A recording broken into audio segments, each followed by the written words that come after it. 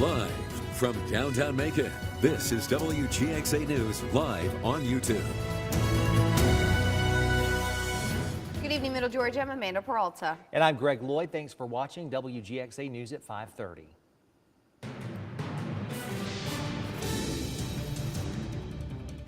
The state of Georgia is now under an official state of emergency as Hurricane Idalia moves closer to making landfall. Governor Brian Kemp issuing the order earlier today, and it will last until next Friday, September 8th.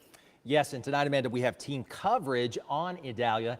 Our own Ryan Miranda is on the ground in Tybee Island. Danny Travis is in Florida as the storm continues toward land. But first, we join Chief Meteorologist Ryan Stinnett live in the studio with the very latest on the storm. Ryan? Hey, Greg and Amanda, and it's going to be one of those storms we have to watch all night long and through the day tomorrow. Now, winds over 100 miles per hour, gusting to 120. This is the latest update out at 5 p.m. That makes it a Category 2 storm. But before we jump into that, let's go back and look at the radar because we have ongoing strong storms all across Middle Georgia. Frequent lightning, very heavy rainfall, gusty winds, even small hail reports with some of these storms. And this is actually lifting off towards the north. Not really associated with the hurricane. This is just the daytime heat and humidity and afternoon thunderstorms that we're going to be dealing with. So a lot of storms on the radar this evening. Now let's talk about what will be on our radar tomorrow in Middle Georgia. Hurricane Idalia, as it's going to lift off towards the north, it will continue to intensify. Overnight should become a Category 3 storm. Will make landfall as a Category 3. And then as it moves its way through south and southeast Georgia tomorrow, a Category 1 storm near Valdosta, and then it'll work over towards Charleston and be a tropical storm. So as we look at tropical storm watches and warnings, they've actually been expanded now. We see those now included into Wilkinson, Twiggs, Houston County, Peach County. You've been added to these, and we have tropical storm warnings down for Lawrence County. So they are continuing to expand this as the storm intensifies. We may see these get brought up farther towards the north into Macon as well as up into Monroe County around Forsyth. All of us going to be dealing with widespread rain tomorrow. We do have a flood watch in effect as we could easily see rainfall totals that we haven't seen in quite some time. So weather warned day tomorrow. Hurricane Idalia impacts will be very heavy rainfall, very windy conditions. We do have that flood watch in effect and rainfall totals between 1/2 inch and 6 inches. I'll let you know the timing on what we can expect as well as the wind threats we'll see from this storm as it arrives tomorrow in Middle Georgia.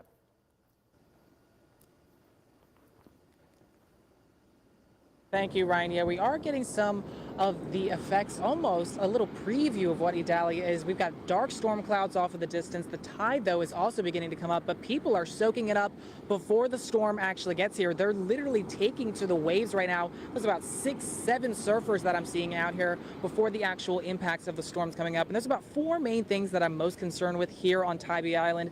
And right along the coast, we have the potential for tropical storm force winds. Many areas along the coast are under a tropical storm warning. There could be some storm surge of the waves coming up potentially 2 to 3 feet. We could get some flooding rainfalls, and we even could see some isolated tornadoes since we're on near the center, or just near to the east of the center of circulation. But that's not letting some of the locals here stop their plans.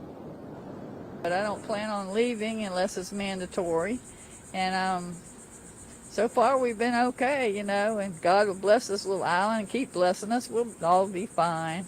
We just took the chairs and stuff off the porch and put them inside, but mostly we've been out here watching the waves. And so we got the truck full of surfboards, and we're just checking all the different spots along the island to see where the best place to surf is. I guess we're concerned. Like, we were more concerned about, like, do we have to leave? Like, they were going to close down the bridge coming to this island, and so we were worried about, like, how are we going to get back home? So for the Tybee Island forecast, really the worst weather is coming tomorrow, specifically through the afternoon hours. The winds could be gusting up to 50 to 60 miles per hour. That could definitely cause some damage. Rain totals pretty substantial, 3 to 5 inches. We could even see some isolated higher pockets that could cause some flooding, and we're also looking out for the effect of some severe weather or tornadoes possible. I will be here in Savannah and Tybee Island tracking the storms that moves through southeast Georgia. For now, though, reporting on Tybee Island, I'm Ryan Miranda, WGXA News. Back to you guys in the studio. Thank you so much, Ryan. Now we have our first Middle Georgia closures, school closures, due to Idalia. Now these are Dooley County Schools, First Presbyterian Day School, and Oconee Fall Line Technical College are closing tomorrow as the storm approaches. Of course, we will have more school closures for you on WGXA.tv, so be sure that you keep up with them there. Floridians understand the threats hurricanes bring, and a familiar sight is popping up ahead of Idalia. Grocery store shelves are quickly emptying, and this as Floridians gear up for the possibility of widespread damage, days without power, and the need to have plenty of food to wait out the storm. We will be following Danny Travis in Florida after the break with a look at how the state is bracing for the storm. And please remember to download that WGXA weather app to stay in the know on the latest updates on Idalia. You can scan the QR code on your screen to download the app to your smart device. Ryan Stinnett will be back with us very shortly with the full forecast and more on the storm.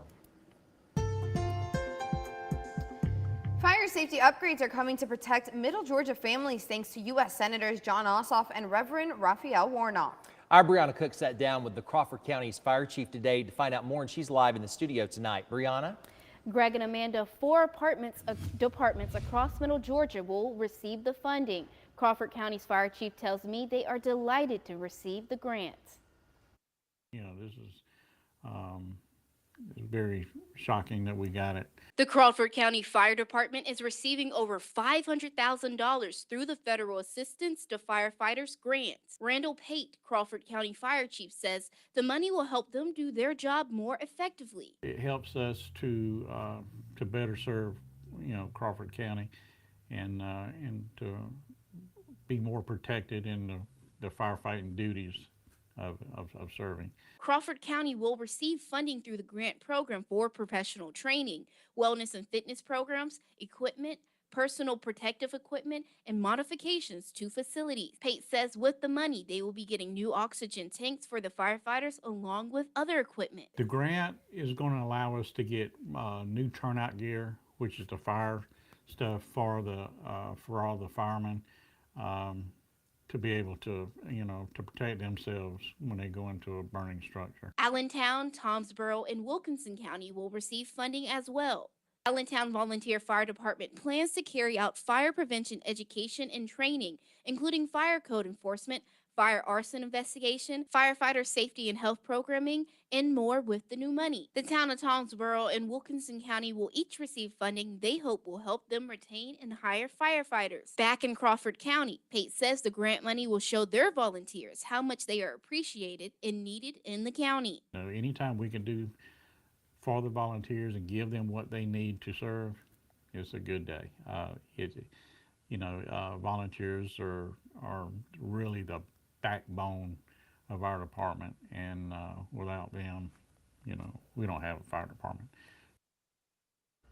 Pate tells me they are looking forward to the funds being allocated to them at a later date. Reporting live in studio, Brianna Cook, WGXA News. Thank you so much, Brianna. Well, Macon-Bibb commissioners will decide the future of 2 downtown bars after the Bibb County Sheriff suspends their alcohol licenses. Sheriff David Davis personally served suspension letters to Recess and Hoops last week. Both bars are located along the 600 block of Martin Luther King Jr. Boulevard. The sheriff's letter states that the bars create danger for the public. The suspension follows a man's murder close by at MLK and Poplar earlier this month. Macon-Bibb commissioners will vote on whether the establishments can have their license reinstated. An important Macon initiative is going through some changes as it prepares for the future. Macon Mental Health Matters announcing a rebrand this morning as it continues to work to bring awareness and to help those struggling in the community. The initiative services include mental health counseling for both individuals and families, financial counseling, conflict resolution, and so much more, all for free. Mayor Lester Miller and Macon Mental Health Matters Coordinator Andrea Cook announced the expansion of the monthly mental health pop-up gyms and the extension of free mental health services to every second Friday, Saturday, and Sunday of every month. Our goal is to provide services to people who may not have had access to services before and to reduce stigma. And so when we started this project, Georgia was 51st to access to mental health services. We are now 47 to access. I know that has a lot to do with the work that we're doing here at Macon-Bibb.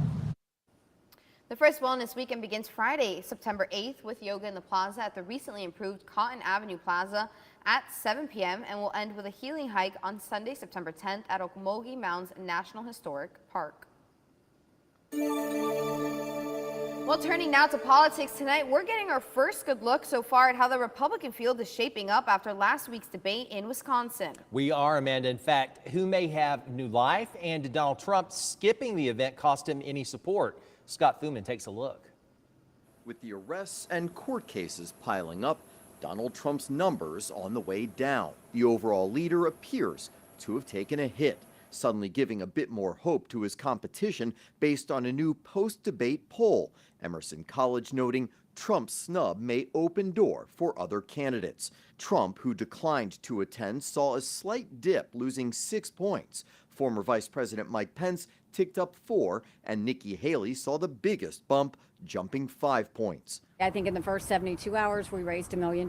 We've had thousands of people volunteer. It only keeps us more motivated because we have a country to save. The surge possibly for touting her foreign policy gravitas or willingness to blame her own party for some of Washington's out-of-control spending. And Pence reminded voters how he stood up to Trump on January 6th. Almost everybody on that stage made it clear that I did my duty that day. While still trail Trump by a large margin, they could see this as a first step, that if Trump's not going to dominate the debates, they'll take that time to build name recognition and with it, momentum. Trump's campaign team tells us he'll skip September's debate too, and as critics say Ron DeSantis fell flat on stage, a bonus for newcomer Vivek Ramaswamy, who had the largest number of respondents say he won the debate. I believe I can take the America First agenda even further than Donald Trump did.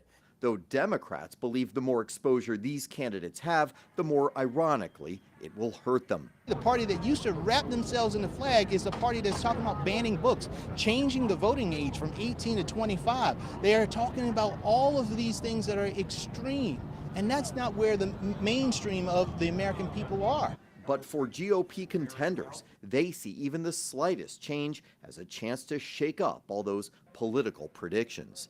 In Washington, I'm Scott Thuman.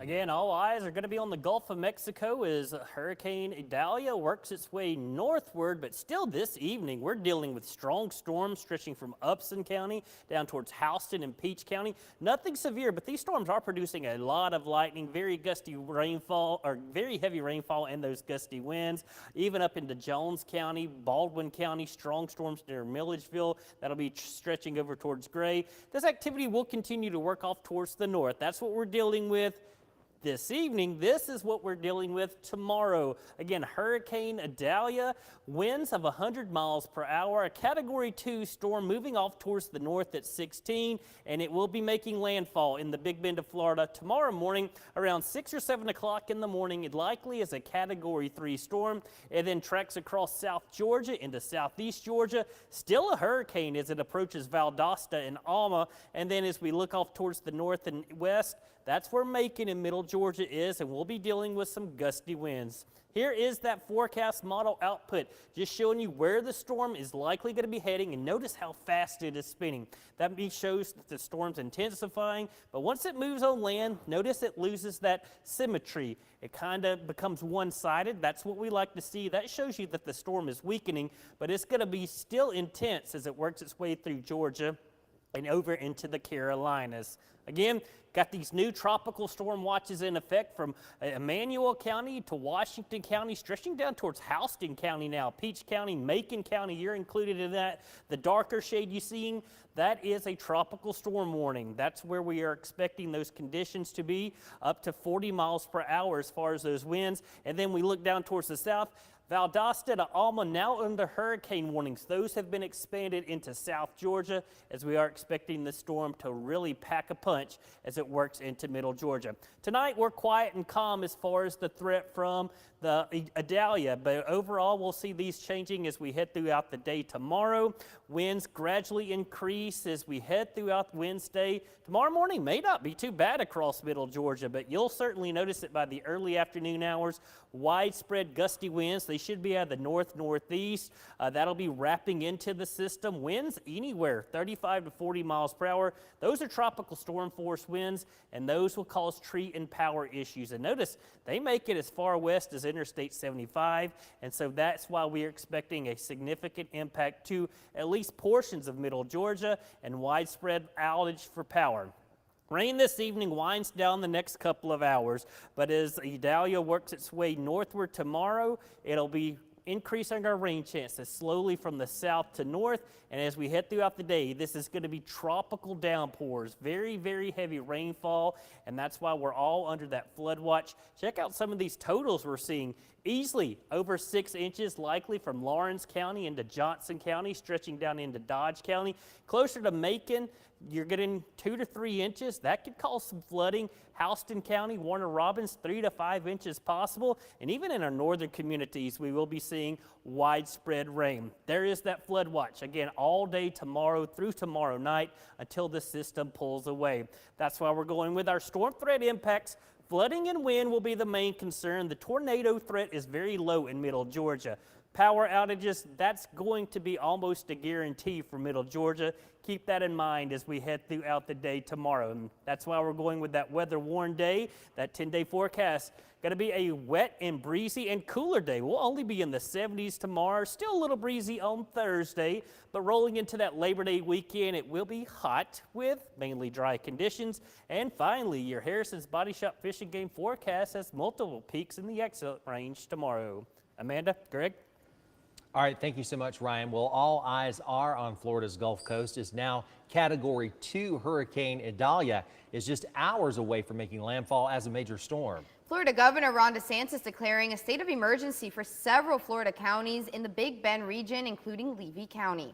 Danny Travis from our sister station in West Palm Beach joins us in Chiefland, about 30 miles north of Cedar Key, where Idalia is expected to hit as a Category 3 hurricane tomorrow morning. Danny? As part of the state of emergency order, mandatory evacuations have been underway for residents of Cedar Key all throughout the day, and they must be off the island by 4 o'clock. That's why we are here in Chiefland taking safety precautions. But residents tell me preparing for Idalia is unlike anything they've ever done before. Clear blue skies and sun shining down over Cedar Key Tuesday afternoon, an almost calming scene before the storm. But a sign entering this quiet coastal town that reads mandatory evacuation in progress is leaving anything but a calm feeling for many who live here. I'm exhausted, but yeah, we're inherently very concerned. I don't have a warm, fuzzy feeling about this one. Forecasters are predicting wind speeds of more than 100 miles per hour at landfall, but that doesn't seem to be what locals are worried about, rather the storm surge that comes along with it. We've got just a non-existent continental shelf here, and yeah, we get a good storm the right way, it'll roll on into the island, and we're in trouble. It's a harsh reality that has many questioning if they will even have a home to come back to. If we get more than a 7-foot storm surge, there's going to be water in it. If we get 10 or 12, then it's probably going to wash it away. Restaurants and shops along the island's main street are boarded up, tent and wood covering doors and windows. We're boarding up windows, we're tying down boats, everything that we can get off the island in time we are. We have real concerns that Cedar Key as we know it won't be here 48 hours from now. And despite those concerns, the community is staying resilient, writing hashtag Cedar Key Strong around town. Cedar Keys, we're resilient folks. We're watermen and waterwomen. We've made our living here eking out an existence on the water. So whatever happens, we'll rebuild the town. So far, weather conditions here in Chiefland have been pretty good, meaning no rain, just a lot of humidity and sunshine. Now, we will be here all week covering the effects of Hurricane Idalia. Reporting in Chiefland on Florida's Gulf Coast, I'm Danny Travis. Florida Gators college football team is altering travel plans to avoid Idalia. The team spokesperson says the Gators will practice in Dallas on Tuesday and spend the night there. Then they will head to Salt Lake City on Wednesday ahead of the team's season opener against number 14 ranked Utah. Idalia is expected to start affecting Florida with hurricane force winds as soon as this evening. We want to see how you're preparing for Idalia at home. Just go to WGXA.tv to upload your preparation and weather pictures. You just might see them on TV, and we would love to hear from you.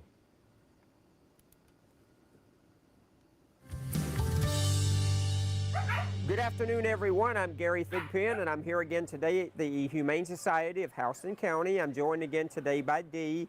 And today we have a little boy we're going to tell you about. His name is Killer. Look at there. He's a killer. You better watch out for him. Tell us about Killer, Dee.